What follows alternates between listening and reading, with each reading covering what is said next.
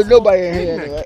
Ain't no way this girl still in the car. 45 minutes out there alive, 30 minutes out there alive. So you think this girl just sitting outside? You think she just sitting outside in the car? You saying she finna be outside her car waiting on us to pull up? That's what I'm saying. This girl got shot outside her outside the car. And it went that many shots a night. That's what's up close and personal. Somebody made that girl come back outside, man. Stop playing me like y'all dumb.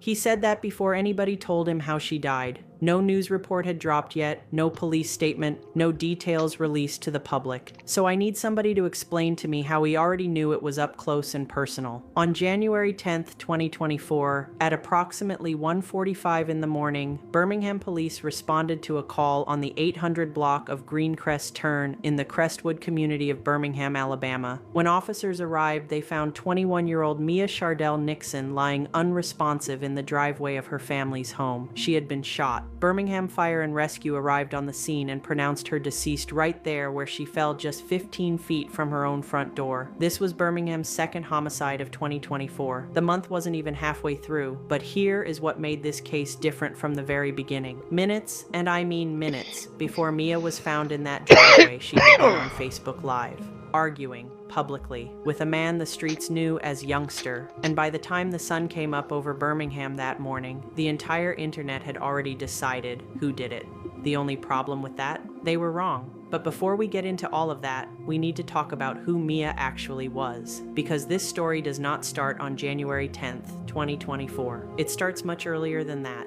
Mia Shardell Nixon was born on October 19, 2002. She grew up right there in Birmingham's Crestwood neighborhood, and from early on, she had a gift hair, nails, beauty. That was her world. By the time she was 21 years old, she had already earned certifications, built a loyal client base, and was known across Birmingham for the precision and creativity she brought to her work. Her clients kept coming back, and they kept sending people her way because she was simply that good at what she did. The dream she talked about openly, the one she was actively working toward, was opening her own salon one day. And on social media, Mia was alive in every sense of the word. She posted regularly. She connected with her followers. She went live often sometimes for what she called story times, sometimes for tea times, just sharing her life, her personality, her world. People were drawn to her energy. Officer Truman Fitzgerald of the Birmingham Police Department would later describe her publicly as beloved, talented, and really excelling in the hair and nail field. Now here is where the story gets complicated, because alongside the image of this hardworking, talented young woman, there were questions that the people of Birmingham were asking long before January 2024. For someone who was 21 years old and still building her beauty business from the ground up, Mia seemed to have access to a lifestyle that went beyond what most people in her position could explain. Designer pieces, high-end jewelry, photos on social media showing large amounts of cash. Now I want to be very clear here. Allegations are not convictions, rumors are not facts, and a young woman's lifestyle is not evidence of anything on its own. But the whispers in Birmingham were persistent, and eventually, those whispers attached a name to Mia that would follow her for the rest of her life. They called her the Birmingham Setup Queen. In street terms, a setup queen is a woman who allegedly gets close to men, particularly men who are known to carry money or valuables, and then positions them to be robbed by associates waiting nearby. Now, no official record ever confirmed Mia's direct involvement in any such activity. What existed were allegations, street talk, rumors that circulated through Birmingham and eventually made their way onto social media. But here is the question worth sitting with when a nickname like that attaches itself to you in the streets. What does that mean for your safety? And then came December 2nd, 2022. More than a year before her death, Mia came face to face with something that would change her life completely. She eventually talked about that night herself, publicly, in her own words. And I want you to hear exactly what she said. Okay, this is story time about how I got shot over there. So I was talking to this boy. We was talking for like a couple months over there. So he used to always be in my car, like ride around in my car. We used to always be together, riding around, stuff like that. So this day he told me to follow this dude so he can buy some pills. So we followed the dude so he could buy the pills, so we did nothing about the pills. It's me, him, and his homeboy in the car. So soon as we like get to the red light, we was at the red light, like all we had to do was just turn around and boom, you at the red light from where we was. So we get to the red light. He trying to put the location in my phone so we can go to where we was finna go. So it was shooting, but me, I didn't think that they was like shooting like at us, because while they were shooting, they were driving up. So when they were far back, it just sounded like it was somewhere else. So when the bullets started coming through the car, that's when one of the bullets, when the bullets started coming through the car, I hit the gas, but one of the bullets hit me. It went from the back of my head, through my ear, and across my face. So that, like, I heard a loud pop, and then, like, you know, the ringing that you hear in your ear, that's what I heard. Like, my ear just started ringing real loud, and I just blacked out. So once I blacked out, I crashed into a tree. So when I hit the tree, I went like this, like, that's what woke, like, kind of let me come back to country. So I woke up, and instantly I just opened the door, and then his homeboy that was in the back seat, he jumped out, and I got out, but I instantly fell to the ground. And he was like, Mia, get up. And I couldn't get up. Like, I don't know how long I was on the ground. Like, I just was unconscious. So that's when I just hop up. So when I hop up, I open the back door, and I laid in the back seat for like 2 seconds, but then I remembered that he was in my front seat.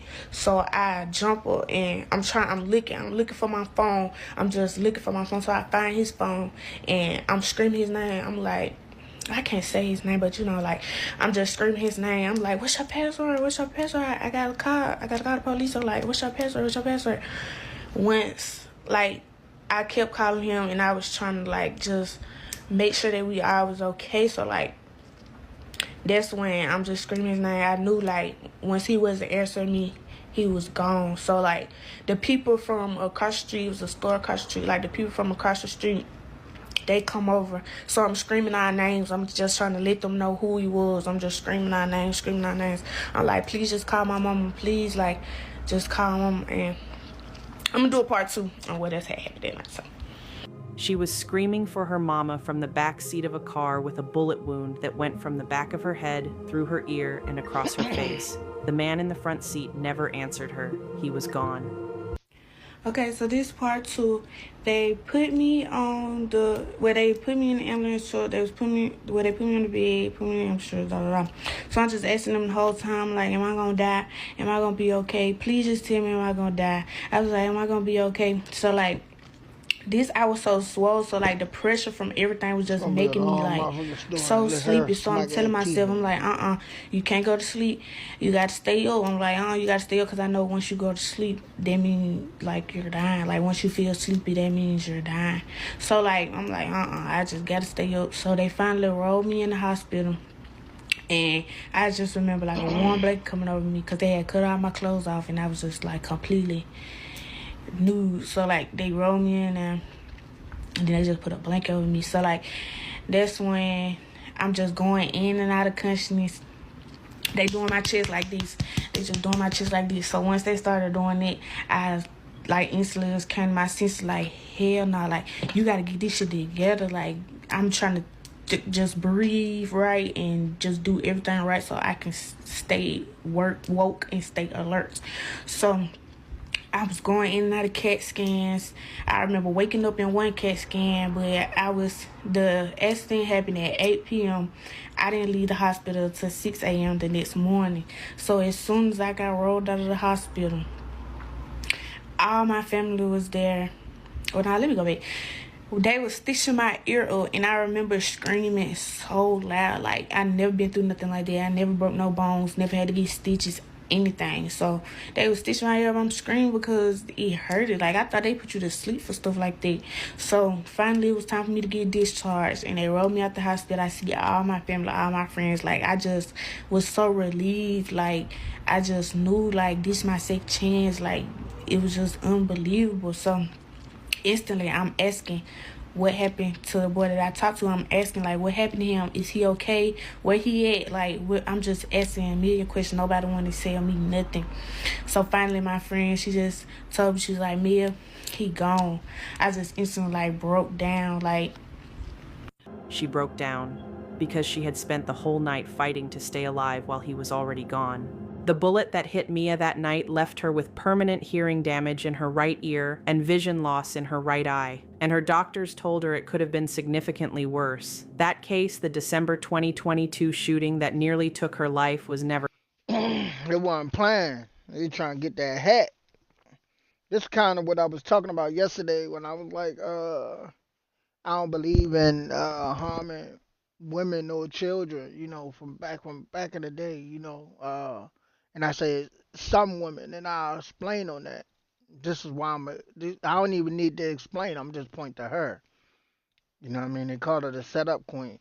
I feel like women like that, like I wouldn't do nothing to you, but if something happened to you, that's on you because you playing a dangerous game. You feel me? Once you done got so many people taken off this earth and got so many people robbed and all that, like you are still a woman, but at the end of the day, like you're a dangerous woman. Like you have no boundaries. You know what I'm saying? Like it's fair game on you. You know what I'm saying? You the lowest of the low. You know what I'm saying? Because that is a man's weakness. That cootie cat. You know what I mean?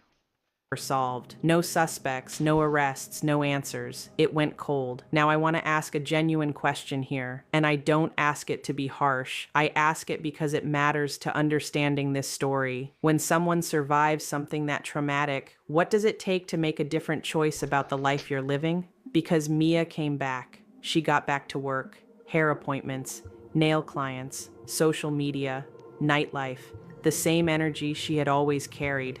And on October 1st, 2023, less than a year after surviving that shooting, Leeds police arrested Mia on drug trafficking charges. Her bond was set at $40,000. A 21-year-old posted that bond without hesitation, and for people who had already been asking questions about where her money was coming from, that detail did not go unnoticed. She kept moving, kept showing up, kept living out loud, and the streets kept watching. Which brings us to the early hours of January 10th, 2024. Mia was home. Her family was inside the house. Her cousin, her aunt, two younger relatives. A regular night by all appearances. She got in her car, parked in the driveway of the family home on Greencrest Turn, and she went live. What started as a casual broadcast with her followers that night took a turn that nobody, not even Mia, could have fully anticipated. A man who went by the name Youngster joined the live, and whatever had been building between these two in the weeks prior came to a head right there on camera, in front of everyone. The accusations flew. She was allegedly involved in situations where people got set up, and Mia, true to everything anyone ever said about her personality, was not about to back down from anything being thrown at her. The live ended. Mia stayed in her car, and 34 minutes later, she was gone. We are going to walk through every single minute of what happened in between, because those 34 minutes hold the answers to everything. It is just after 1 o'clock in the morning on January 10th, 2024. Mia is sitting in her car, parked in the driveway of her family's home on Greencrest Turn. The house is occupied, her cousin is inside her aunt, two younger relatives. She is live on Facebook. The broadcast is casual at first, comments flooding in, hearts and reactions filling the screen, just Mia being Mia connecting with her followers the way she always did. And then Youngster shows up in the comments. Now Mia and Youngster were not strangers. They moved through the same Birmingham circles, the same nightlife, the same parties. They knew the same people and understood the same world. Well, it was actually after my justified homicide, man. I figured enough was enough. You know, I've been a bodyguard for. But whatever had been simmering between them beneath the surface came up fast that night. The accusations on that live were direct. She was allegedly involved in setting someone up, someone connected to him. And the tone made it clear this was not a casual disagreement between two people who barely knew each other. This was personal, and Mia was not quiet about it. Here is what the people watching that live heard. And the police come get you for robberies and everything else. Don't y'all think they would have came and got me? Don't y'all think they would have got these phones and seen my location and seen where I was? Them folks just surrounded the projects and got my home. Ain't showing my picture, saying where he at. Police just surrounded us. Talking about, stop playing on me, on God, on that lame store. You see the girl had all type of on, and I ain't even finna talk about her on Newcomb, ain't. I ain't finna say nothing else about her. But it's other going on with that little situation. Stop playing with me like that. Ain't no way this girl still in the car. 45 minutes out there alive, 30 minutes out there alive. So you think this girl just sitting outside? You think she just sitting outside in the car? You saying she finna be outside her car waiting on us to pull up? That's what I'm saying. This girl got shot outside her car. Outside the car. And it went that many shots a night. That's what's up close and personal. Somebody made that girl come back outside, man. Stop playing with me like y'all dumb. I don't know. That girl had a champion out. Stop playing on me. Do nothing to that girl. I don't even know what this girl stay. Kinda stupid talking on that. He just making up. Everything he said, he just making up. I don't know. Last thing you want to do, be on live, talking like that. People record everything. You know what I'm saying?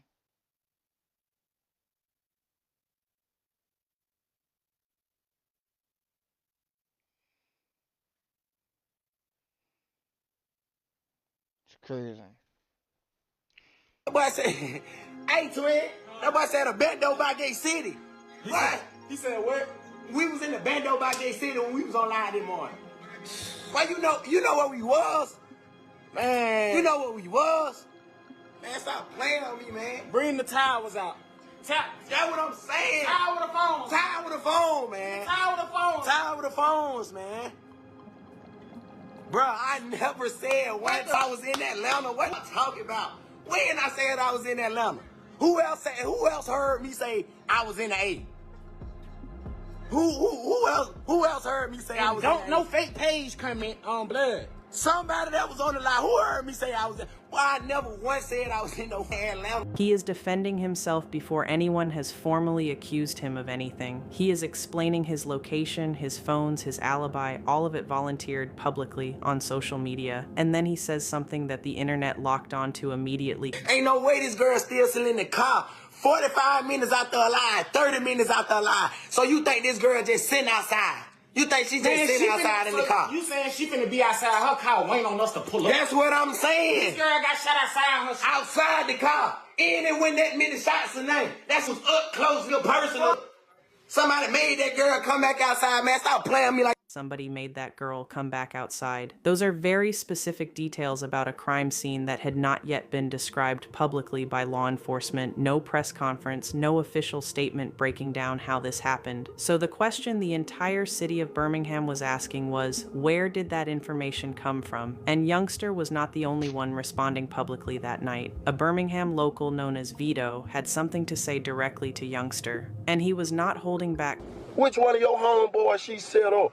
Because we already know that's you on them fake pages talking about what somebody set up. Y'all ain't set none of y'all up. Then, now I'm finna throw a real cross. Hey, Petey, do you know Youngster the Dunn said y'all did this, boy? Do you know Youngster the Dunn is going around Birmingham telling people y'all can't wait from Arkadelphia to Crestwood to do something like that? Now, none of this was official. None of this was evidence. This was social media. People processing shock and grief and anger in real time and pointing fingers in every direction. But That's low-key snitching, bro. That's brazen, you hear me? what it shows us is how fast this situation escalated publicly, and how many people in Birmingham already had opinions about what happened and who was responsible before law enforcement had released a single detail. The following day, January 11th, Youngster posted publicly again, and his tone had shifted. He went from defending himself in real time to going silent and letting the truth speak for itself. Whether that silence was guilt or wisdom, that is not for us to decide. What matters is what the investigation revealed. Let us walk through what actually happened in those 34 minutes between the end of that live stream and Yay, the that moment pop pop. Birmingham police received the 911 call. The live ended at approximately 1:30 in the morning. At 1:32 a.m., security camera footage from a neighboring property captured Mia exiting her home, moving toward the driveway. She appeared agitated. Her family members inside the house noticed, but nobody intervened. There was no reason to believe in that moment that what was about to happen was about to happen. At 1:43 a.m., a dark-colored vehicle appeared on Greencrest Turn, headlights off, tinted windows, moving slowly. Security footage from a neighboring home captured what happened next, but the quality of the footage could not identify the make, model, or how many people were inside. What it did capture was Mia approaching the vehicle, stopping approximately 10 feet away. A brief exchange, and then multiple shots were fired. Mia collapsed immediately. The vehicle's headlights came on. It turned right at the end of Greencrest Turn and disappeared into the Birmingham night. At 1:45 a.m., the 911 call came in. It was Mia's cousin, voice shaking. Birmingham police and Birmingham Fire and Rescue responded. When they arrived, they found Mia unresponsive in the driveway of her family's home. Life-saving measures were attempted. At 2:04 a.m., she was pronounced deceased at the scene. She was 21 years old. 4 family members were inside that house on Greencrest Turn that night, physically unharmed, but forever changed by what they found when they came outside after hearing those shots. And what the investigation revealed in the immediate hours that followed was this 5 shell casings found in the street, not on the driveway. The shooter never left the vehicle. They came specifically for her, pulled up and handled it from inside the car. This was not a confrontation that got out of hand. This was not a random act of violence. Birmingham police made that clear from the very beginning. Detective findings confirmed early in the investigation Mia Nixon was targeted. In the weeks that followed, Birmingham police worked every lead they had: digital forensics, neighborhood canvassing, security footage review, phone record analysis, and the public appeals began. Nothing's too small. We know the streets are talking. We know Mia was extremely popular. But our detectives need that information. So anything you have, please call that into Crime Stoppers. Months passed, no arrest, no named suspect, no official confirmation of a motive. The internet had its theories. The streets were talking, but officially, the case remained open. And then on February 25th, 2025, more than a year after Mia was found in that driveway, Birmingham police made an announcement. They had obtained a warrant. A suspect had been identified and charged in connection with Mia's death, and the name they announced was not Youngster. The man charged with the intentional murder of Mia Shardell Nixon was 22-year-old Damian Laren McDaniel of Fairfield, Alabama. He was already in the custody of the Alabama Department of Corrections when the warrant came through, held without bond. And here is where this case stops being just the story of one young woman in one driveway on one January night, because by the time Damian McDaniel's name was attached to Mia's case, investigators had already connected him to something far larger than any single incident. Birmingham police also announced that the charges in Mia's case and in the case of a UPS worker named Anthony Love Jr. were being investigated and charged as murder for hire. Not a crime of passion, not a spontaneous act of violence after a heated argument on Facebook Live.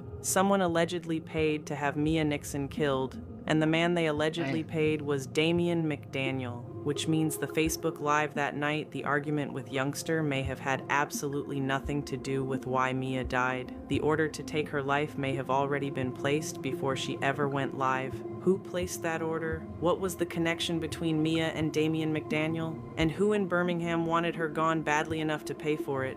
To understand who Damian McDaniel is, you have to understand where he came from.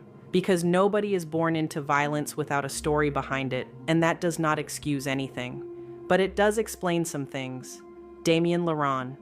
McDaniel was born on July 6, 2002. He grew up in Fairfield, Alabama, a small city sitting just outside Birmingham. He attended Fairfield High Preparatory School. His father, Damian Laren McDaniel Sr., has been in federal prison since 2013, serving a 26-year sentence for cocaine trafficking and being a felon in possession of a firearm. His father's arrest came after a 6-hour standoff with United States Marshals in Adamsville, Alabama. Court records describe the elder McDaniel as a former leader of the Bloods gang in the Fairfield area. When Damian McDaniel was just 5 years old, his father was charged in connection with the fatal shooting of a 23-year-old man in Fairfield. That same man had allegedly been set on fire 2 months prior. That case was never prosecuted. Damian McDaniel grew up without his father in the home. His father was scheduled for release in 2037. By the time Damian was a teenager, he was already in the system himself. In October 2019, at just 17 years old, he was arrested at Fairfield High School after 2 people were shot. He was charged with 2 counts of attempted murder. What happened next matters enormously to this entire story. In April 2023, after years of court proceedings, Damian McDaniel pleaded guilty to both counts of attempted murder. He received a 15-year sentence, but it was structured as 2 years of actual incarceration, 55, with the remaining 13 years suspended, followed by 3 years of probation, with time already served while awaiting. They set that boy up. Ain't no way in hell I would have took that, but he did. I'm lying. I probably would have took that too to get home. 55? Trial, he was released. Less than 3 months after his release, the killing attributed to Damian McDaniel began. July 12, 2023, Birmingham Fire and Rescue Station 9, Norwood neighborhood. 2 firefighters, Jordan Melton and Sergeant Jamal Jones, were on duty, performing routine morning maintenance in the bay area with the bay door open. An unknown individual entered through that open bay door. Jordan Melton was shot. He died 5 days later on July 17, 2023. He had been with Birmingham Fire and Rescue for just over a year. He had recently completed his recruit academy. Jamal Jones survived but sustained serious injuries that changed his life. Investigators later determined that Jordan Melton had been subpoenaed as a witness in an unrelated murder trial, a trial connected to a man named Larry Rollins, who himself would later be charged alongside McDaniel in a separate case. Jordan Melton was not just a firefighter doing his job that morning. He was allegedly a target specifically because of what he knew. 22-year-old Damian McDaniel of Fairfield, Alabama, has been charged with capital murder of a first responder and attempted murder of a second firefighter. It has been 19 months since the tragic incident occurred, and we empathize with the families that have been affected. The Birmingham Police Department is unwavering in our commitment to solving all homicide cases. The cases kept coming. November 27, 2023, 52-year-old Reginald Bryant was shot and killed in what investigators described as a targeted attack. Damian McDaniel and 30-year-old Lorenzo Wiley were both charged with capital murder in connection with his death. February 14, 2024, Valentine's Day. A young couple, Angelia Webster and Christian Norris, both 20 years old, were expecting their first child together. A baby boy they had already chosen a name for. They were going to name him Seven. Angelia, Christian, and their unborn son all lost their lives that day. Their bodies were discovered 3 days later on February 17th inside their car. In May 2025, Damian McDaniel was charged with capital murder in connection with What is wrong with Shorty? What the hell? all 3 of their deaths. A baby who never got to take a single breath, named Seven, gone before the world ever knew he existed. April 9th, 2024, 44-year-old Anthony Lamar Love Jr., a husband, a father, a man who had given nearly 20 years of his life working at UPS. He was leaving his shift at the UPS customer center on Inglenook Lane, walking through the parking lot toward his vehicle just after 6 in the evening. I can't get that out of my head. You really killed that girl that was pregnant with that damn baby. Oh, this world is sad, bro. Real sad. Crazy. So, Jessica? Evening. He never made it to his car. Damian McDaniel and 41-year-old Charles Darius Nance were both charged with capital murder in Anthony's case, under the murder for hire statute. Court records state that Nance provided information to Damian McDaniel to shoot Anthony Lamar Love Jr. with a firearm pursuant to a contract for hire. Someone paid to have a UPS worker killed in a parking lot after his shift. A man who had done nothing more than show up to work for 20 years. July 13th, 2024. I gotta beg to differ for that. I'm not being disrespectful. I don't know the brother, but we don't know what his past conceal. You feel me? Like you don't know what he did. He could have raped somebody's sister back in the day, 15, 20 years ago. You know what I'm saying? One of them drunk nights. You know what I'm saying? Before he got his life right. You know, some people don't forget. A birthday party at a venue on the 3400 block of 27th Street North in North Birmingham. An adult celebration, people who came out that night to mark a special occasion with people they loved. A drive-by shooting from outside the venue left 4 people dead and 10 others injured. The victims were 56-year-old Angela Weatherspoon of Center Point, 42-year-old Markeisha Gettings of Birmingham, 39-year-old Stevie McGee of Birmingham, and 24-year-old Larandis Anderson of Center Point. Investigators later discovered that the venue itself was operating without a license. The city of Birmingham subsequently shut it down permanently through a court settlement. Damian McDaniel and 27-year-old Hatarius Woods were both charged with capital murder and 10 counts of first-degree assault in connection with that shooting. 2024, 5 Points South, one of Birmingham's most active nightlife districts. A Saturday night. Hundreds of people outside Hush Lounge on Magnolia Avenue South. Over 100 shell casings were recovered at that scene. 4 people lost their lives: 21-year-old Anitra Holloman, 27-year-old Taj Booker, 27-year-old Carlos McCain, and 26-year-old Roderick Lynn Patterson Jr. 17 others were injured. Anitra was the person that held our family together. It has been a big difference by her being gone. She was an amazing girl. She was like my everything. Started calling her phone, and it was just ringing.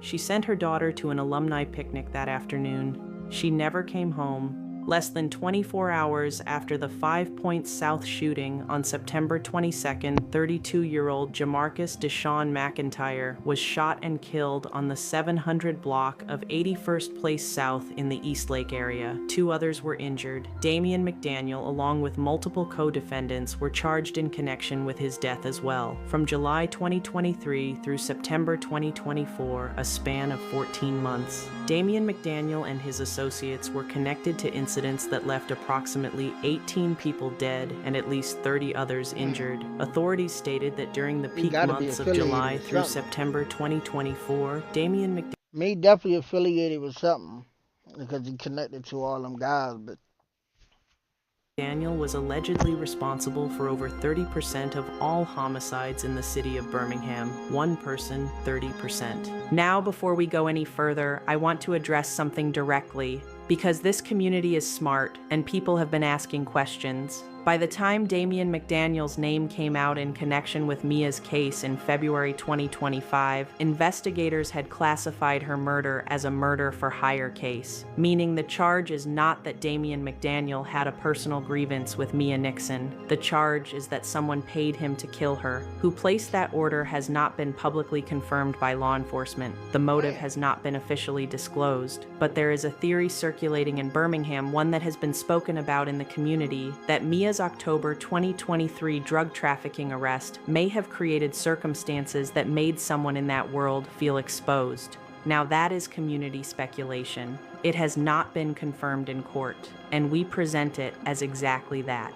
But it is worth noting, because if true, it means the Facebook Live that night was never the reason she was targeted. It means someone had already made a decision about Mia Nixon long before she went live that night. And the argument with Youngster just happened to put a timestamp on her final hours. Youngster was never officially named a person of interest in Mia's case. He was never charged. The internet convicted him in real time, and the internet was wrong. In 2020... The internet always do that, though.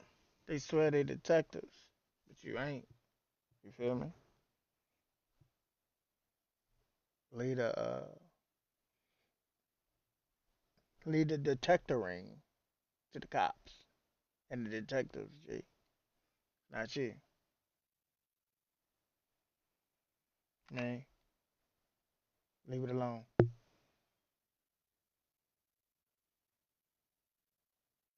Before his arrest, Damian Hear that, McDaniel Perk? appeared in a YouTube documentary titled The Most Dangerous Place in Alabama, created by London-based documentarian Aaron Singh.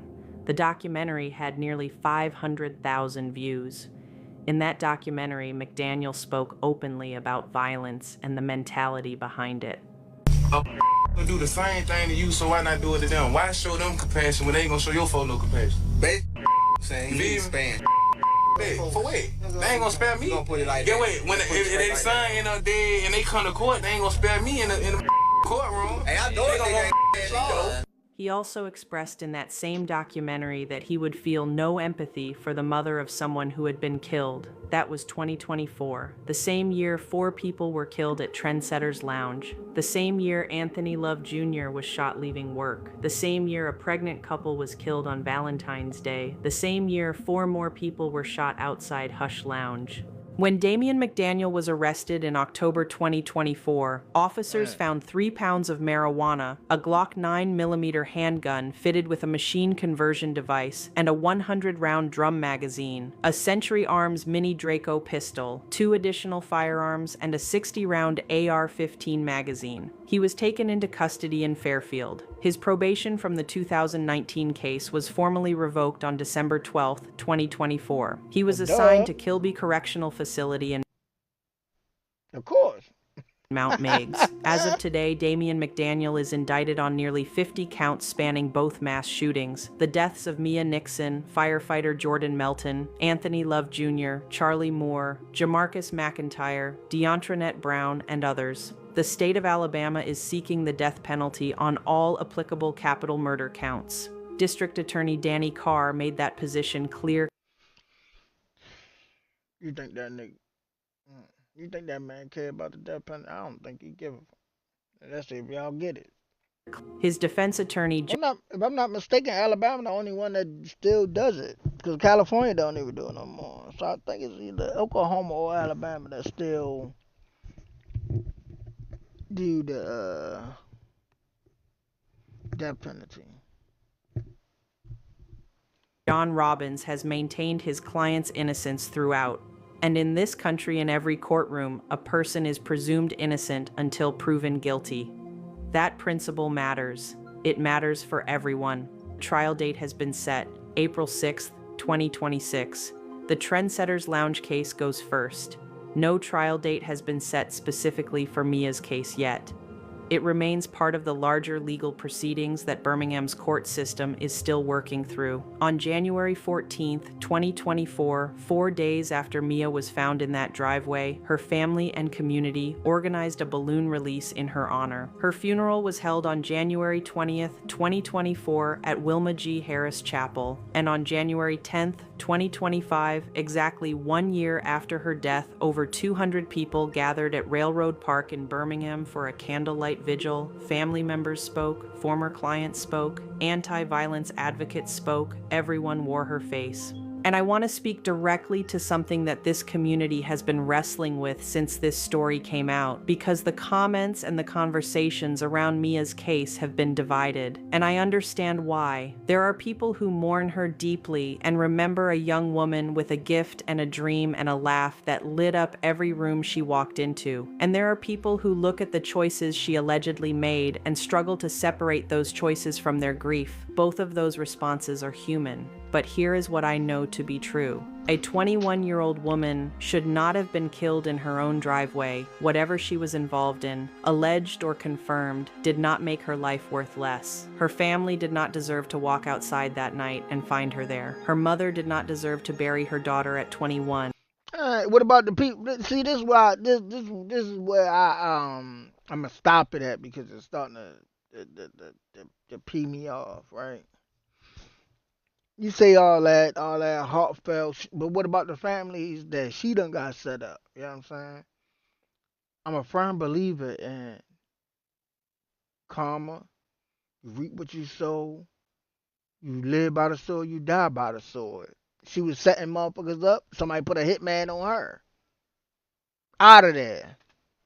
Gone. Respectfully. Respectfully. I don't want to hear it. I ain't got no sympathy at all. You know what I'm saying? Only thing I will feel sympathy for is the fact if she had kids. What about them families that where she walked outside, where they walked outside and found their kids? Mothers that gotta go down there and see their boy or to see their daughter laid up, identifying the body. Make that make sense, G? Cause it don't. It don't. Not at all. You can't. You can't. You can't make that make sense. I can't have sympathy for that. Respectfully. If you do, then hey, then I know they say forgive and forget, but goddamn, how much is we supposed to forgive and forget? You know what I mean? And the lesson this story carries, the one that is uncomfortable but necessary, is that the streets do not offer protection to anyone, not even to the people who think they understand the rules, because there are no rules. There is no loyalty that holds when the stakes get high enough. There is no reputation that keeps you safe when someone has already made a decision about you. Mia survived a bullet that the doctors said should have killed her. She came back. She rebuilt herself. She relearned how to walk and talk and work with partial vision and partial hearing. She did all of that, and then she stayed in the same world that put that bullet in her in the first place. Mia's family has not stopped pushing for answers. They have sat through every court proceeding. They have worn her image. They have spoken her name in rooms where people would rather forget. Her father's words stay with me. We will not rest. We will not be silent. Mia deserves justice. Mia Chardell Nixon was born on October 19, 2002. She wanted to open a salon. She loved her clients. She loved her community. She loved being seen and heard and connected to the people around her. She survived something that should have ended her story in 2022, and she spent About to make me say it again. I'm really not trying to be disrespectful to the young lady, but bro, every day after that genuinely believing that she had been spared for a bigger purpose. I'm just telling you, me. If this would have happened to me,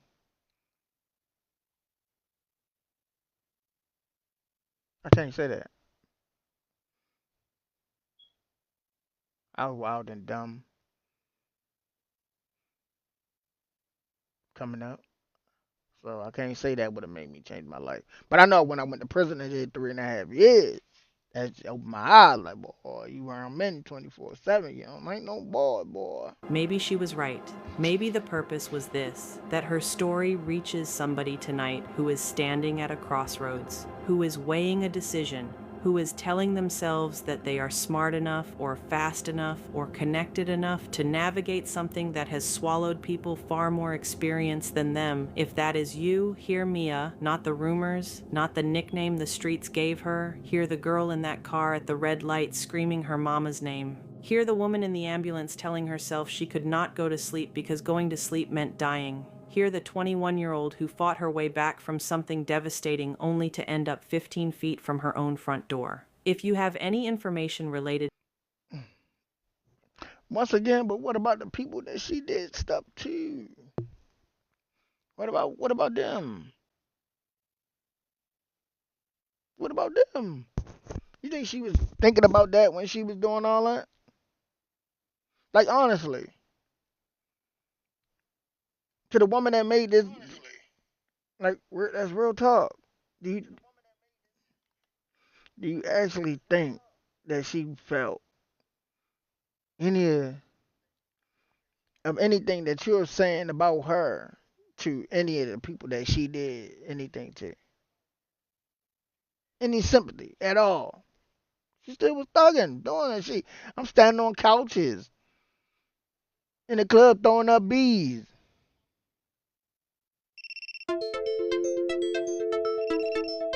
related to Mia's case or any of the cases connected to this investigation, Crime Stoppers in Birmingham remains active. The line is anonymous. The number is 205-25477.